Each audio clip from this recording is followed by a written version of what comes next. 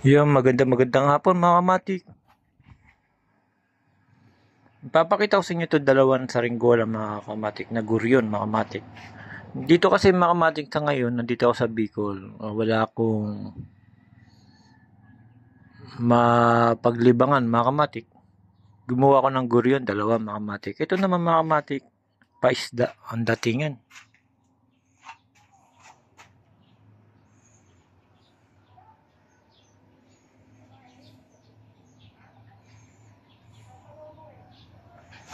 Yung mga kamatik, di ko na siya inartihan kasi nasa Bicol tayo. Mahirap dito ang rugby. Ang rugby dito mga kamatik, napakaliit. Alam niyo kung magkano si kwenta mga kamatik. Ganito. Kasi totoo yan, ayaw ko gumamit ng baso. Mahirap yung mga kamatik. Gusto ko rugby para mabilis. Ngayon mga kamatik, ah, gumawa ako mga kamatik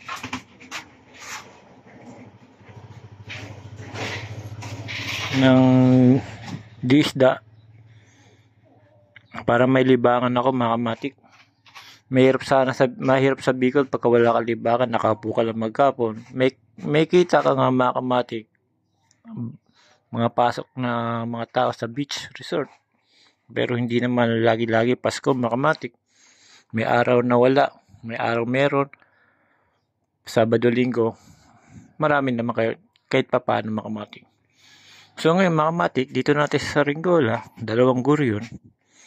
Palilipa rin natin yan mga kamatik. Susubukan natin kung lilipad ito mga kamatik. Ito, disda mga kamatik. Kasi sa Maynila mga kamatik, marami akong Saringola doon. Ang negosyo ko Saringola sa Maynila. Dito naman sa Bicol, late na dito mga kamatik. Babantila kay tatay mga kamatik.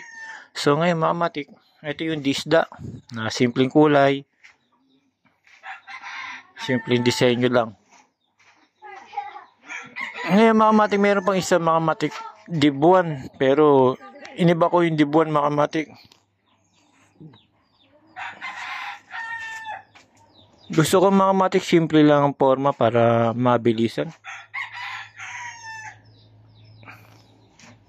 Yung mga kamatik parang ano siya. Pagkaibahan niya sa dibuan mga kamatik, meron siya dito. Meron pa siyang ganyan mga kamatik. Para magandang tignan itong bago style natin na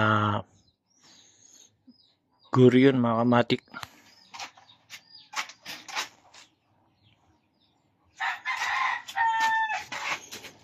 Ito mga kamatik, papakita ko para ano. Susubukan din natin ito may pagkakataon mga kamatik.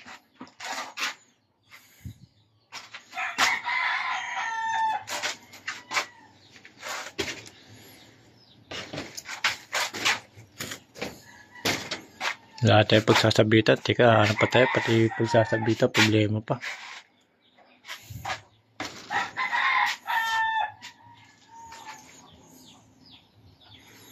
Yan mga kamatik, simple lang na forma tong ginawa ko. Pero doon kung makikita yung sa Maynila, magaganda disenyo ko. Ito, simple lang kasi mahirap maghanap ng rugby. Pangalawa, ang hirap din maghanap dito ng tali. Dito sa Bicol, mga kamatik, kailangan kung pupunta ka dito sa dito sa Bicol, sa Maynila pa lang meron ka ng rugby.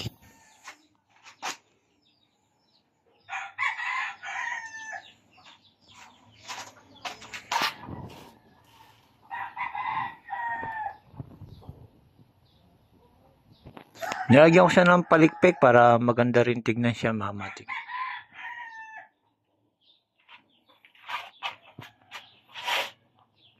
Yan mga kamatik, bago disenyo ng style yan mga kamatik.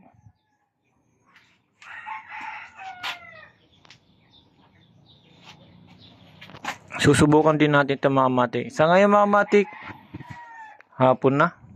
Kakatapos lang natin ng gawa ito mga kamatik. Susubukan naman natin ito mga kamatik bukas para mapalipad natin. Kung tatanungin nyo kung ilang size to, 3 feet lang to mga kamatik. Pero ang pinalilipad nila dito mas malaki pa dyan, mga 7 feet, 8 feet mga kamatik. Pero isa lang ang itsura ng mga Bicolanong guri yun, mga kamatik. Pero sa akin, siyempre Maynila tayo, marami tayong disenyong nalalaman sa mga ganito Saringola. Tayo sa Saringola, mga kamatik, bihasa tayo dito sa Saringola.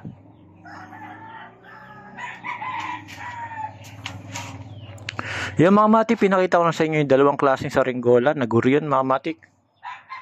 Paliliparin na lang natin sa susunod, mga kamatik. Yun mga kamatik, hanggang dito na lang mga kamatik.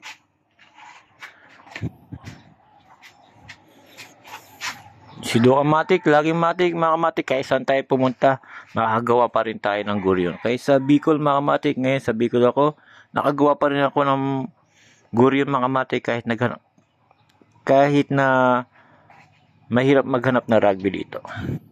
Yun mga kamatik, hanggang dito na lang. Salamat mga kamatik.